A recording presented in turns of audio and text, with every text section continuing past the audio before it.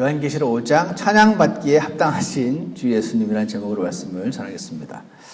얼마 전 인터넷 포털 사이트에 이런 기사가 났습니다. 뭐라고 났냐면 임신 5개월 차 하모씨 28살은 요즘 고민거리가 하나 생겼다. 마주칠 때마다 배 많이 나왔네 하면서 자신의 배를 쓰다듬고 아가야 부르며 손으로 가볍게 튕기는 걸 인사인 양 하는 사람들 때문입니다.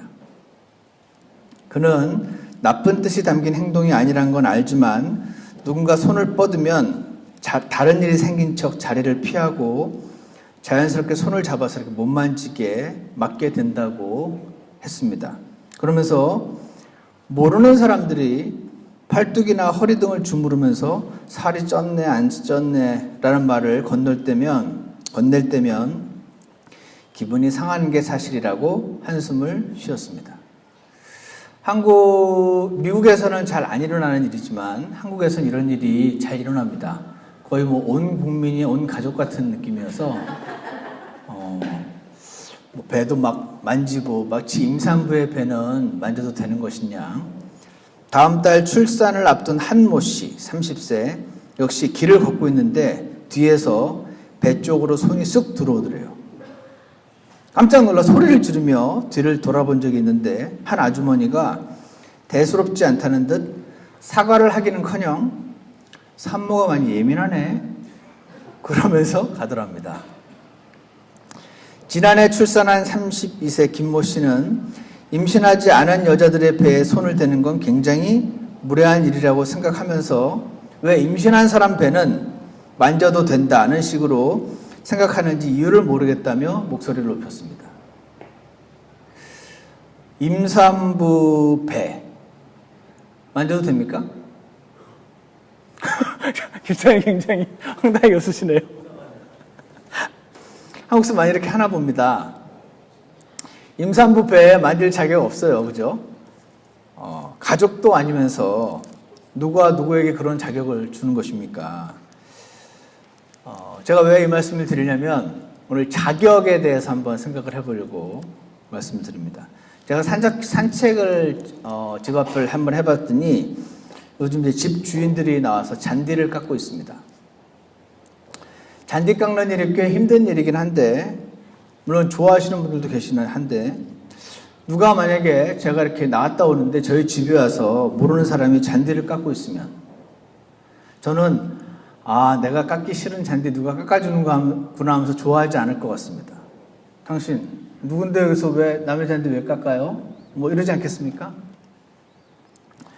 이게 왜 문제가 되냐면 결국 별거 아닌 것처럼 보일 줄 몰라도 자격이 있냐 없냐 라는 문제인 것입니다. 누가 왜 그런 자격을 누가 줬는가, 그렇게 행동할, 그렇게 생각하고 말할 자격이 누구에게 있는가 하는 것입니다. 왜 이 말씀을 드리냐면 어제도 우리가 성경 공부 시간에 잠시 살펴봤지만 예수님께서 오늘 요한계시록 5장에 나오시는데 책이 하나 나오고요. 그리고 거기에 봉인이 7개 붙어 있었다. 어제부터 봤습니다.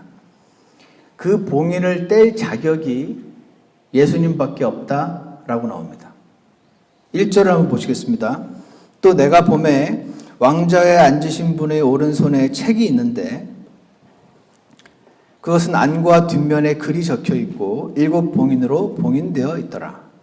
또 내가 보매 한 힘센 천사가 큰 음성으로 공포하기를 누가 그 책을 펴며 그것의 봉인들을 떼기에 합당하냐? 누가 자격이 있느냐? 이 책, 이 스크롤 이거 누가 떼고 누가 읽을 자격이 있느냐 하되 하늘에나 땅에나 땅 아래에 있는 어떤 사람도 능히 그 책을 펴거나 들여다보지 못하더라. 아무도 자격이 없더라는 것입니다. 그 책을 펴서 읽거나 들여다보기에 합당한 사람이 보이지 아니하므로 내가 많이 울었더니 뭔가 이 책을 반드시 펴서 읽을 사람이 필요한데 아무도 없대 그래가지고 울었습니다. 5절에 장로들 중에 한 사람이 내게 이르되 울지 말라. 보라 유다 지파의 사자 곧 다윗의 뿌리가 이기셨으므로 그 책을 펴며 그것의 7 봉인을 떼시리라 하더라. 이 책을 이렇게 지금 유다 지파의 사자고 다윗의 뿌리 예수님 이분이 책을 취하실 때 어떤 장면이 나오냐면 7절에 그분께서 나아오사 왕좌에 앉으신 분의 오른손에서 그 책을 취하시니라. 그랬더니 9절에 그들이 새 노래를 불러 이르되 주께서 그 책을 취하시고 그 책의 봉인들을 열기에 합당하시나이다. 주께서 죽임을 당하시고 주의 피로 모든 족속과 언어와 백성과 민족 가운데서 우리를 구속하사 하나님께 들으셨으며 그 10절에 이렇게 말씀을 하면서 11절 왕좌와 짐승들 장로들을 둘러싼 많은 천사들 그들이 다 함께 12절 큰 음성으로 죽임을 당하신 어린 양께서 권능과 부와 지혜와 힘과 존귀와 영광과 찬송을 받기에 합당하시도다. 온 우주가 14절 이에 네 짐승이 이르되 아멘 하고 24 장로가 엎드려 영원 무궁토록 살아계시는 그분께 경배하더라. 그분께 온 우주가 경배하고 찬양이 터져 나오는 것을 우리가 어제도 보았지만 지금 이 말씀을 통해서 보게 됩니다. 하나님께서는 우리도 저와 여러분도 예수님을 이렇게 찬양하기를 원하실 것이라고 그것이 분명하다고 생각합니다. 어떻게 생각하십니까? 왜냐하면 우리 주 예수님은 찬양받기에 합당하신 분이시기 때문에 그렇습니다. 그래서 어제도 잠깐 말씀드렸지만 봉인을 뗄 때 계시록 6장에서 보십시오. 1절에 보시면 내가 보매 어린 양께서 그 봉인들 중 하나를 여시더라. 하나를 열었어요. 그때 내가 들으니 네 짐승 중에 하나가 와서 보라 이랬을 때 2절에 흰 말이 나타납니다. 그 뒤에 그 위에 탄 자가 활을 가졌고 관을 받으며 그가 나아가서 정복하고 또 정복하려 하더라. 이 흰 말을 탔기 때문에 이 흰 말을 탄 예수님이다 이렇게 주장을 하시는 학자들도 있습니다. 그렇지만 그 뒤에 일어나오는 이제 4절에 보시면 3절에 둘째 봉일 연 다음에 4절에 보면 붉은 말이 나오죠. 그래서 그가 땅에서 화평을 제거하는 권능을 받았단 말이 나옵니다. 5절에 셋째 봉인을 열었더니 6절에 이제 온 세계 기근 1데나리온의 밀 한 대요 1데나리온의 볼이 석대인 온 세상의 기근이 전쟁으로 인한 기근이 올 것을 말씀하시고 7절에 넷째 봉인을 열었을 때 창백한 말이 8절에서 나타나면서 그 이름이 사망과 지옥인 말이 따라다니는 것을 봅니다. 다섯 번째 봉인 9절에서 열고 12절 여섯 번째 영인을 열었을 때 해가 큰 지진이 나고 해는 머리털로 짠 상복같이 검게 되고 달은 피같이 되고 하늘의 별들이 우수수 떨어지고 14절에 하늘은 두루마리가 함께 말리는 것 같이 말려 떠나가고 굉장히 이전에도 없었고 이후에도 없을 전무후무한 대환란이 펼쳐지는 것을 봅니다. 첫 번째 나타나는 그 흰말 탄 자는 예수님을 매우 닮으려고 했던 적그리스도라는 존재인 것을 우리가 알게 됩니다. 그래서 이렇게 봉인을 뗄 때 하나씩 뗄 때마다 어제 보았던 그 타이틀 디드 이 땅의 소유권이 적혀있는 그 구매 증서가 하나씩 읽혀지면서 이제 이 땅에 심판이 내려지는 것을 우리가 보게 되는 것입니다. 왜 그러냐면 오늘 우리가 본 예수님께서는 온 세상을 심판할 자격이 있으신 자격 있는 심판자이시기 때문에 그렇다 하는 것입니다. 그래서 왜 예수님께서 이것을 떼실 때 온 우주가 함께 모여서 찬양을 하는가? 첫 번째 이유가 예수님께서 자격 있는 심판자이시기 때문에 그렇습니다. Qualified Judge라고 표현을 해야 될까요? 예, 아까도 말씀드렸지만 책이 이렇게 스크롤이 있는데 둘을 말려 있는데 거기에 봉인이 이렇게 7개 붙어 있고 그 봉인을 뗀단 말은 그 책에 적힌 내용을 읽는다는 것을 말하죠. 어제도 본 것처럼 이게 리걸 다큐멘트입니다. 계약서. 거기 적혀 있는 대로 심판을 실행한다는 의미인 것입니다. 예레미야서 32장으로 한번 넣어보시겠습니다. 예레미야서 32장, 오늘 요한계시록 5장을 손에 잠깐 꽂아 놓으시고 예레미야서 32장으로 와보시면, 구약성경 예레미야서 32장으로 오시면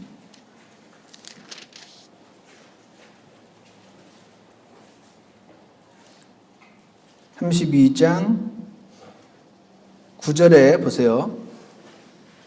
여러분이 9절을 한번 읽어주시겠습니다. 9절입니다. 32장 9절 시작. 내 숙부의 아들 하나님의 밭곧 하나님의 있는 밭을 사면서 그에게 돈으로 은 17세겔을 달아주고. 예, 당시에는 진짜로 은을 무게를 달아서 페이를 한 겁니다. 그리고 땅을 지금 삽니다. 밭을 샀다고 돼 있죠. 10절을 보시면 증서를 쓴 뒤, 증서라고 돼 있죠. 이 증서가 이 밭을 사고 판 매매 증서입니다. 증서를 쓴 뒤에 봉인했다고 돼 있죠. 봉인하고, 그리고 증인들을 세웁니다. 이 매매 계약이 바이어와 셀러뿐 아니라 그 옆에서 증인들이 함께 본 공식적인 계약인 것입니다. 증인들을 세우며 돈을 저울에 달아서 그에게 줬습니다. 이처럼 내가 구매 증서, 곧 법과 관례대로 봉인한 것과 공개한 것을 가져다가 이제 12절에서 바룩에게 줬다고 나오면서 또 뭐라고 되어 있냐면 14절에 만군의 주 곧 이스라엘의 하나님이 이같이 말하노라. 이 증서들, 이 증서가 매매 계약서죠. 즉 곧 봉인이 되어 있습니다. 이 구매 증서와 공개한 이 증서를 가져다가 질그릇에 담아 그것들을 여러 날 동안 있게 하라. 요즘은 우리가 매매 계약을 하면 변호사가 끼어서, 그죠?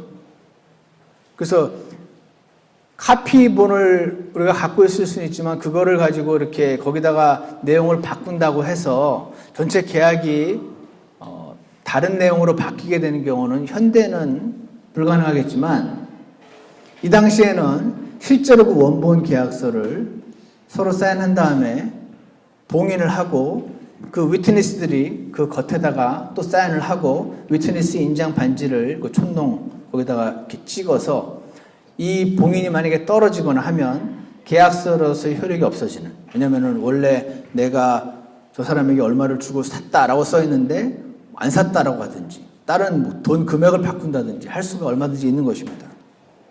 그래서 이 예레미야서 32장에 보면 당시에 이 뭔가를 주고 살 때 계약서를 어떻게 하는지 관행이 나오는 것입니다. 그래서 앞 뒤에 글이 적혀 있는 그 책, 그 증서, 그것이 매매 계약서라는 것을 우리가 알 수 있고, 어제도 잠시 언급했지만 예수님께서 아담이 잃어버린 땅을 십자가에서 돌아가시면서 핏값을 지불하시고 도로 사셨습니다. 그래서 영어로 redeem 하면 buy back. 원래 내 거였는데 내 땅이 있었어요. 내 땅이 있었는데 내가 가난해져서 이 땅을 팔아야지 되는 상황이 생긴 거죠. 그 땅을 팔았습니다. 팔았는데 내가 다시 돈이 생겨가지고 그 돈을 다시 지불하고 도로 사오는 것, buy back 하는 것, 이게 redeem입니다. redeem, 구속이라고 하는 것이죠. 그래서 예레미야서 32장에서 지금 이러한 당시의 매매 계약의 관행이 나타나 있는데, 창조과학회의 헨리 모리스라는 유명하신 분이 있습니다. 많이들 들어보셨죠? 그분이 뭐라고 표현을 하시냐면 이렇게 되어 있습니다. 아담이 잃어버린 땅을, 여러분 아담이 언제 땅을 잃어버렸죠? 하나님께서 창세기 1장 26절, 27절, 28절 거기 보시면 아담에게 이 땅을 다스리라, 통치하라 이렇게 말씀하십니다. 그것은 아담을 지금 왕으로 세우신 겁니다. 지금도 우리나라에 누구 장관을 세우려고 할 때, 총리를 세우려고 할 때 청문회 막 하지 않습니까? 그래가지고 일단 도덕적으로 이 사람에게 문제가 있나, 위장 전입했나 안 했나 막 이런 거 막 따지지 않습니까? 도덕적인 어떤 거에 결함이 생기면 그가 자격을 잃어버리게 되는 것입니다. 공직에 있어서. 마찬가지로 하나님께서 아담에게 이 땅을 주시면서 왕으로 세우셨는데 아담이 하나님께 불순종을 함으로써 이 왕권을 상실했습니다. 그때 아담이 이 땅을 잃어버린 겁니다. 그 결과로 하나님께서 아담과 그의 후손을 저주하신과 동시에 이 땅을 저주하십니다. 그 결과 어떻게 되죠? 그 전까지 없었던 가시나무와 엉겅퀴가 땅에서 납니다. 이 가시나무와 엉겅퀴가 나서 가드닝 하시는 분들은 이 땅이 저주받았다는 것을 많이들 아십니다. 왜냐하면 내가 키우고자 하는 거는 자꾸 잘 안 크고 잡초는 막 무성하게 자라가지고 내가 원하는 그 식물을 자꾸 잡아먹고 이렇게 하는 것을 우리가 알 수 있거든요. 계속 잡초를 뽑아줘야지 아름다운 정원을 유지할 수 있는 것처럼 이 땅에 하나님께서 아담이 잃어버리면서 이 땅이 저주받은 땅이라는 것을 리마인드를 우리에게 시켜주시는 거라고 볼 수 있습니다. 그래서 이 아담이 잃어버린 땅을 되찾으려면 누군가가요, 이 잃어버린 땅값을 도로 지불하고 되찾아와야 돼요. 그런데 누가 자격이 있냐면, 제가 이 많은 내용이어서 오늘 간략하게 설명만 드리지만, 구약시대에 한 사람이 땅을 이렇게 잃어버리잖아요. 팔게 되잖아요. 그러면은 이 사람이 돈이 생겨서 도로 사든지, 그렇지 않으면 누가 살 수 있죠? 그렇죠. 잘 아시네. 가까운 친척에게 자격이 있습니다. 그래서 룻기에 나오죠? 룻기에 나오미와 룻이 가난해져가지고 땅을 다 팔아버리고 모압 지방으로 떠났다가 다시 돌아와서 땅을 도로 사야겠는데 지금 여전히 돈이 없어요. 그래서 룻이 가장 가까운 친척인 줄 알았던 보아스에게 가서 땅을 사달라고 했는데 보아스가 그때 뭐라고 얘기했냐면 나보다 너에게 더 가까운 친족이 있으니 그가 이 친족의 의무를 행하면은 그것으로 되는데 그가 그거를 행하기를 원치 않으면 두 번째로 가까운 내가 하겠다고. 근데 그 첫 번째 친족이 거절했습니다. 그래서 보아스가 돈을 도로 지불하여 땅을 리딤해서 이 룻과 나오미에게 땅을 돌려주는 이 장면이 나옵니다.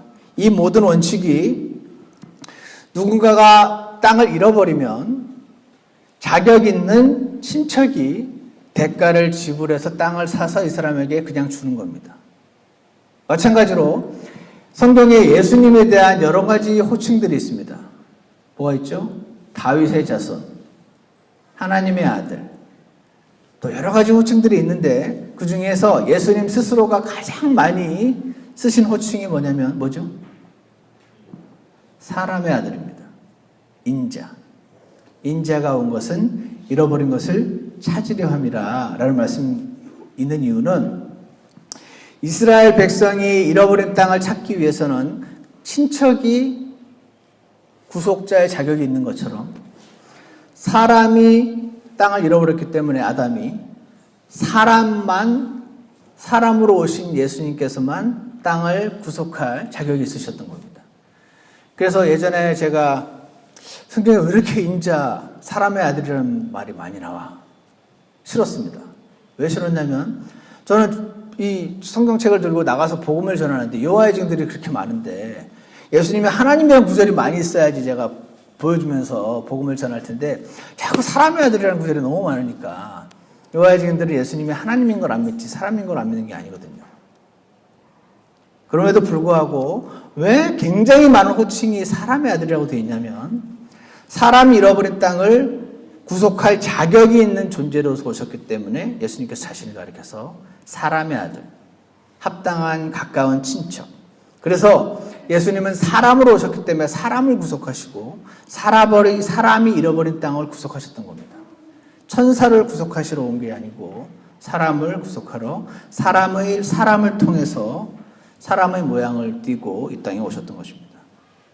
그래서 아까 말씀드린 것처럼 헨리 모리스라는 사람이 아담이 잃어버린 땅을 되찾기 위한 대가가 오래전 갈보리에서 치러졌지만 그때 흘려졌던 그 갈보리에서 흘렸던 예수님의 피, 이 피로 너희가 구속 곧 죄들의 용서함을 받았느니라. 에베소서 1장 7절에서 말씀하시는 것처럼 구속 곧 죄들의 용서함을 받았느니라 할 때 구속과 죄들의 용서함은 사실 다른 거예요. 근데 구속이라는 큰 개념 안에 죄들의 용서함이라는 작은 개념이 포함되어 있습니다. 예수님께서 구속하셨다는 말은 피를 흘려서 그 구속의 대가, 랜섬, 그 몸값을 지불하시고 도로 찾아오셨다는 것입니다. 그래서 대가가 오래전 갈보리에서 치러졌지만 이 땅은 아직도 마귀의 손아귀에 놓여 있다. 요한일서 5장 19절에 보면 우리는 하나님께 속하고 온 세상은 사악함 가운데 있음을 우리가 아노라. 예수님께서 이 땅을 구속하셨는데도 불구하고 여전히 이 땅이 사악함 가운데 놓여 있다고 말씀하세요. 그러면 실제 값을 지불해서 내 건데, 내 소유물인데 아직 내 소유물에 이렇게 불법적으로 들어와서 점유하고 있는 그 사람들을 몰아내는 일이 반드시 필요한 것입니다. 그래서 이분이 뭐라고 얘기냐면 실제 구속에 대한 실행이 actual redemption이 앞으로 미래에 이루어져야 된다. 이것은 마치 사람이 땅을 사고 그 땅에 대한 소유권 증서, 매매 계약서 또 법적으로 가지고 있지만 그 땅에 불법으로 이미 들어와서 살고 있는 사람들이 주인으로 하여금 그 땅에 못 들어오게 막고 있는 것과 유사하다. 그래서 누가복음 21장 25절에서 사람의 아들이 권능과 큰 영광을 가지고 구름 가운데서 오는 것을 그들이 보리라. 그러면서 28절에서 너희의 구속이 가까이 오고 있느니라. 이렇게 말씀하십니다. 예수님이 십자가에서 피를 흘리셨을 때 구속을 하셨어요, 우리를. 근데 구속이 또 가까이 온대요. 이게 무슨 말입니까? 아까도 말한 것처럼 매매 계약서를 맺었는데 법적으로 하나님 건데 여전히 이 땅 위에 하나님의 백성이 아닌 다른 백성들이 살고 있는 것을 말합니다.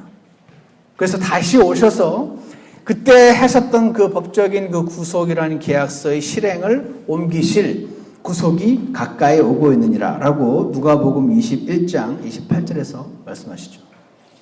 에베소서 1장에서는 이런 말씀이 있습니다. 그분의 피를 통해 구속을 받았도다. 구속을 했을 때 반드시 대가를 지불해야 되기 때문에 그 몸값을 가리켜서 랜섬이라고 부르죠. 랜섬. 얼마 전에 랜섬웨어라고 컴퓨터 바이러스 해킹 뭐 그런 게 있었는데 랜섬이 몸값입니다. 그래서 유괴범들이 애들을 유괴한 다음에 얼마 5천만 원 가지고 어디까지 나와 하고 요구하는 그게 랜섬이에요. 몸값. 왜냐하면 예전에 그런 랜섬이라는 영화가 있었거든요. 그래서 미국에서 영화가 잘 되려면 기독교 코드가 조금씩 들어가야 된대요. 그래서 랜섬 하면 지금은 많이 바뀌어서 일반인들이 잘 모를 수는 있지만 얼마 전만 해도 랜섬 하면 리뎀션, 구속, 예수님 이게 떠오르던 사람들에게 왜 랜섬이라는 영화가 뭘까 하고 가서 보면 유괴범이 애들 유괴한 납치범 그런 내용이 나오는 것이죠. 전혀 상관없이. 어쨌거나 몸값, 그 랜섬을 지불하셨다는 겁니다. 그래서 이 영께서는 값 주고 사신 그 소유물이 우리를 말합니다. 구속을 받을 때까지 이미 구속을 받았는데 실제로 소유권을 행사하실 때까지 우리의 상속 유업의 보증이 되사 그분의 영광을 찬양하게 하십니다. 에베소서 1장 7절과 14절에 있는 말씀입니다. 그러므로 예수님께서 우리 본문에서 그 책을 취하셨을 때 불렀던 그 새 노래는 구속의 노래인 것입니다. 구속의 노래. 그래서 닥터 파인버그 같은 사람은 예수님의 손안에 있던 이 책은 예언의 책도 아니고 성경책도 아니고 요한계시록도 아니다.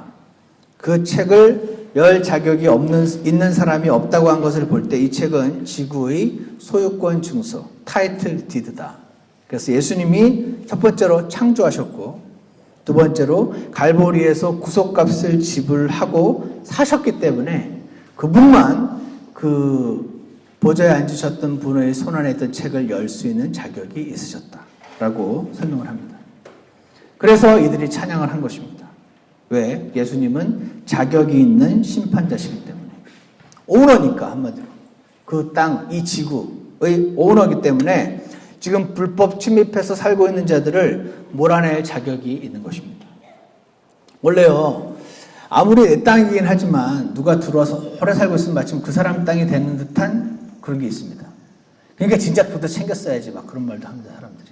그렇지만 그거는 거기에 오래 있다고 그 사람 땅이 되는 건 법적으로 아닙니다.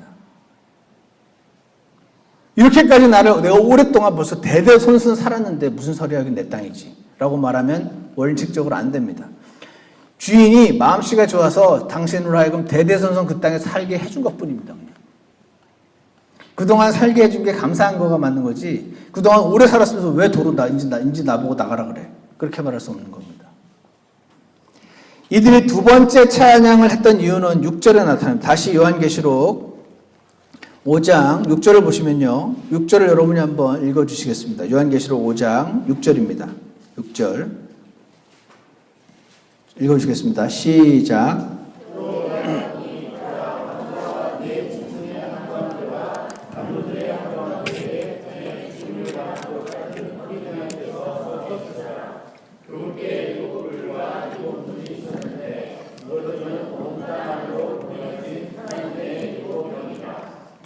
여기 보시면 어제 우리가 그림으로 봤던 왕좌 그리고 네 짐승의 한가운데 장로들의 그 한가운데 전에 죽임을 당한 것 같은 어린 양이라고 되어 있습니다. 이게 수건데 죽었다가 부활하신 것을 말합니다.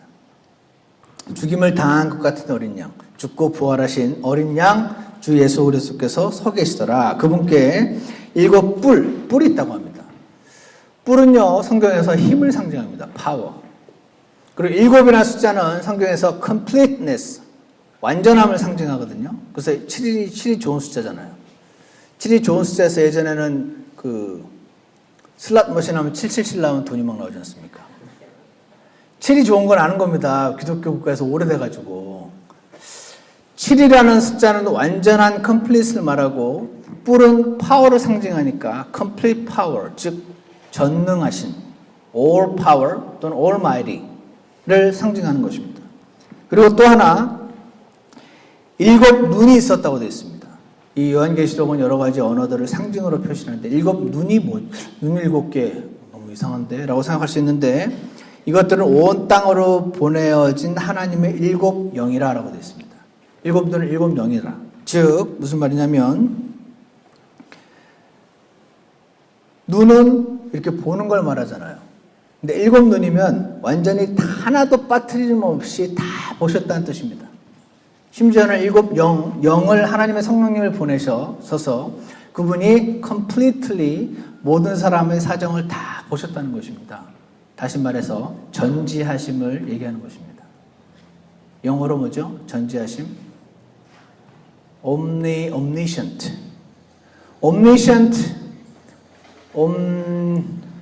갑자기 기억이 안 나네요. 전지하시고 전능하신 예수님께서 행하시는 심판은 공정할 수밖에 없는 것이죠.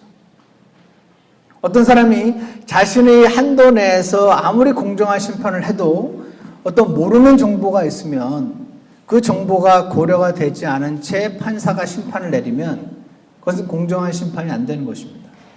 그래서 7 눈과 7 뿔을 가지신 주 예수님께서 전지전능하신 하나님께서 내리는 심판이므로 또한 이 심판은 공정한 것입니다. 그래서 예수님의 심판은 공정한 심판이기 때문에 그분이 심판을 할 때 사람들은 찬양을 하지 않을 수가 없게 됩니다. 제가 원래는 잘 안 우는데 얼마 전에 아침에 양치질 하다 울었습니다. 확 해가지고 우는 게 아니고 아침에 그날따라 이렇게 어떻게 하다 유튜브로 세월호 사건으로 인해서 아직 그 시체의 미수습자 어머니가 그 팽북항에서 눈 오는 날 거기 너무 오래 서 있어가지고 모자를 그 무슨 우비 같은 모자를 쓰고 있는데 그 위에 눈이 이렇게 막 쌓여 있는 거예요. 그 추운 날. 그 계속 보고 있는 거예요. 팽북한 그 바다를.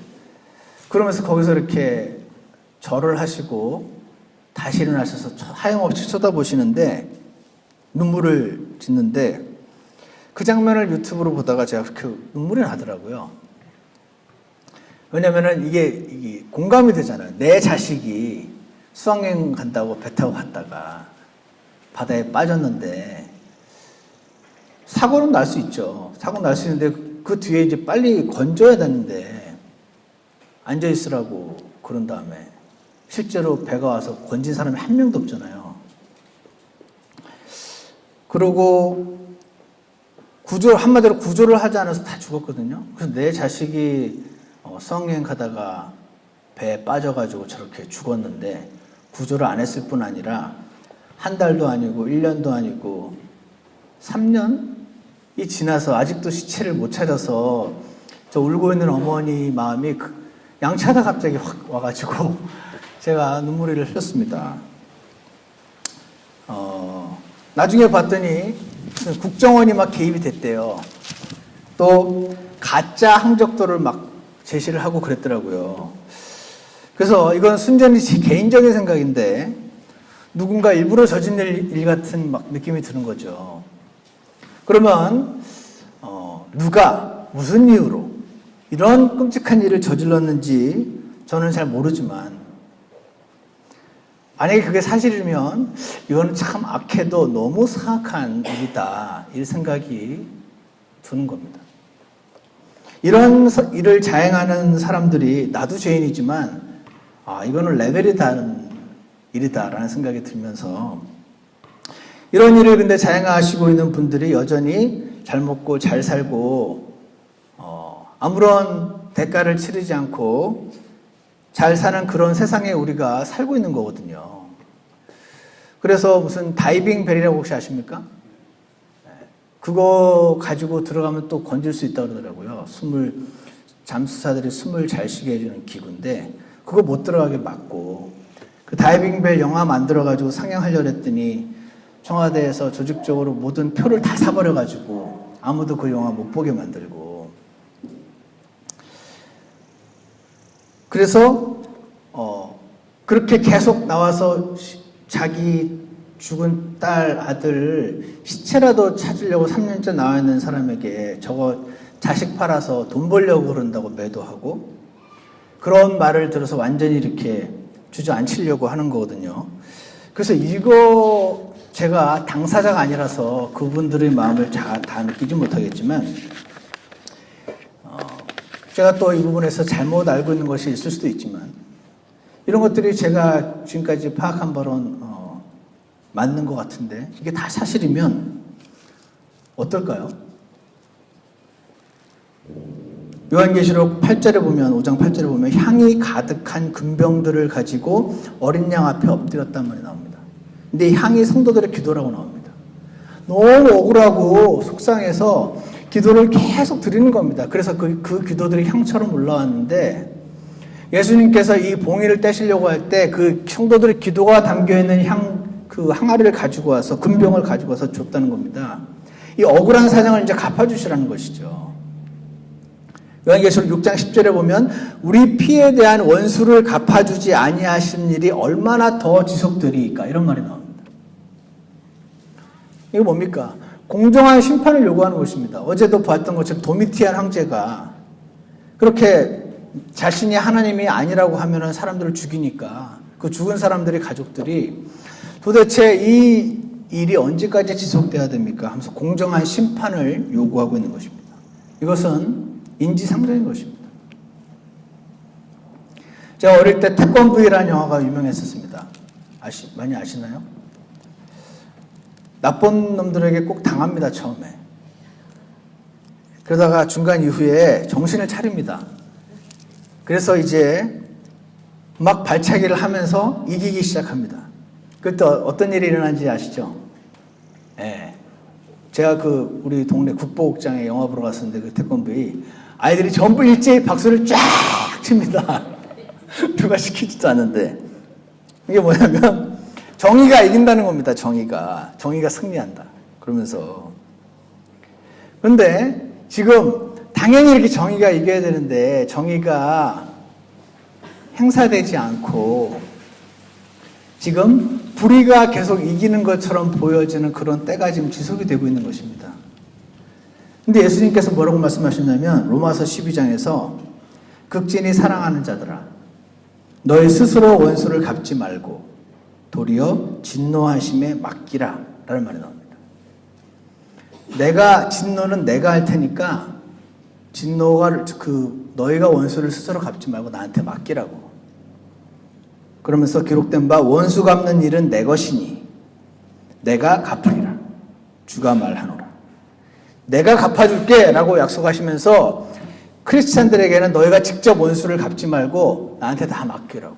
너희들은 그들을 용서하고 오히려 그들이 뭐 일이 있으면 더 잘해줘서 선으로 악을 이기라 이렇게 말씀하시는 겁니다. 그렇게 말씀하셨으면 반드시 원수 갚는 내게 속한 것이니 라고 말하셨던 그 말에 책임을 지시는 것이죠. 그 일이 지금 요한계시록 6장부터 일어나고 있는 것입니다. 그래서 이렇게 오래오래 참으시다가 이제 심판을 내리시는 주 예수님의 심판은 그러므로 정당한 심판이요 올바른 심판인 것입니다. 그래서 온 우주가 할렐루야 하면서 찬양을 하는 것입니다. 오늘 우리는 온 우주가 예수님을 찬양하는 것을 조금 살펴봤습니다. 예수님께서는 2000년 전에 이미 이 땅에 오셔서 피 흘려 죽으셨어요. 사탄과 죄의 저주에 묶여있던 저와 여러분을 영적으로 풀어주셨습니다. 그래서 우리는 영적으로 자유인이 되었습니다. 그런데 하나님께서 원하시는 온전한 구속은 영적으로 풀어주시는 것, 영적인 구속뿐이 아닙니다. 피지컬한 구속을 해주기를 원하십니다. 그래서 그때 흘리신 피로 예수님께서는 아담이 잃어버렸던 왕권을 회복하셨습니다. 그런데 여전히 실제적인 왕으로 살고 계지 않으십니다, 지금. 여전히 우리 주변에는 너무나 끔찍하고 놀라운 일들이, 억울하고 힘든 일들이 계속 일어나는 세상에 우리가 살고 있는 것입니다. 그러나 언젠가 때가 되면 그 예수님께서 오셔서 하늘에서 봉인을 하나씩 떼시며 이 세상을 징계할 그날이 올 것이다 라고 말씀을 하십니다. 예수님은 자격이 있는 심판자이시고 그분의 심판은 한치의 오차도 없는 7 눈과 7 뿔의 전지전능하신 분의 심판이기 때문에 공정한 심판입니다. 그래서 온 우주가 그분의 심판을 보며 찬양을 하는 것이었습니다. 그러므로 예수님은 자격 있는 심판자시고 그분의 심판은 공정하신 심판입니다. 그러므로 어떻게 해야 됩니까, 우리는? So what? 인 것이죠. 저는 이 말씀을 보면서 이렇게 생각합니다. 예수님께서는 반드시 다시 오시는데, 그리고 그분이 다시 오실 때는 어린 연약한 양으로 오시지 않으시고 유다지파의 사자로 오실 건데, 그리고 그동안 오래 참으셨던 그 심판이 이 땅에 쏟아지는 적그리스도가 나타나고 하는 것들이 성경에 기록이 계속 되어 있는데, 그 심판에 이르기 전에 우리는 영혼들을 속히 주님께로 인도해야 됩니다. 맞습니까? 저는 우리의 사랑하는 가족들이 그 대환란을 통과하지 않기를 원합니다. 우리는 내가 사랑하는 주변 사람들이, 친구들이 그 심판의 시간이 이르기 전에 영혼들을 주 예수님께로 인도하기를 원합니다. 두 번째는요, 예수님께서는 우리에게 자꾸 참으라고만 그러시고 용서하라고만 그러시고 그러신 분이 아니시고 반드시 심판하시는 주 예수님이라는 사실을 우리가 믿기를 원합니다. 그분이 반드시 심판하시는 주 예수님을 믿고 원수 갚는 일은 주님께 맡기시기를 원합니다. 여러분과 제가 억울한 일을 당할 때가 있잖아요. 그러면 그 원수를 내가 직접 갚기 위해서 싸우거나 분노하거나 다른 사람에게 얘기를 해가지고 그 사람을 비방하거나 이런 일들이 그리스도인에게 합당하지 않다고 계속 말씀하시는 것입니다.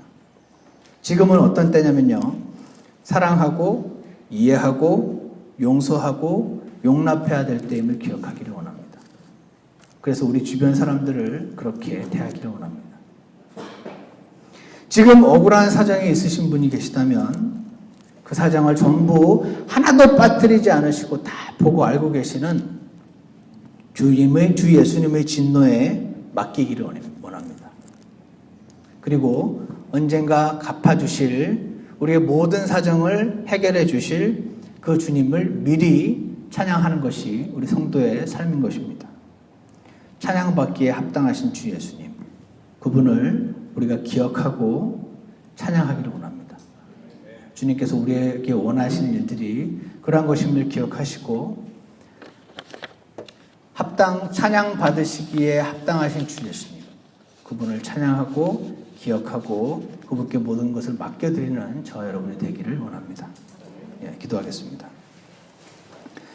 참 선하신 하나님 아버지, 어린 양으로 오셔서 그렇게 자신을 죽이고자 하는 자들에게 모든 것을 내어 맡기고 대신 죽으심으로 그들이 승리하는 듯 했으나 그때 흘리신 그 보혈로 우리를 값없이 사주시고 우리의 죄를 용서해 주시고 이 땅에 대한 대가를 지불하셔서 이 땅을 구속하셨다는 사실을 우리에게 알게 해주신 것 감사합니다.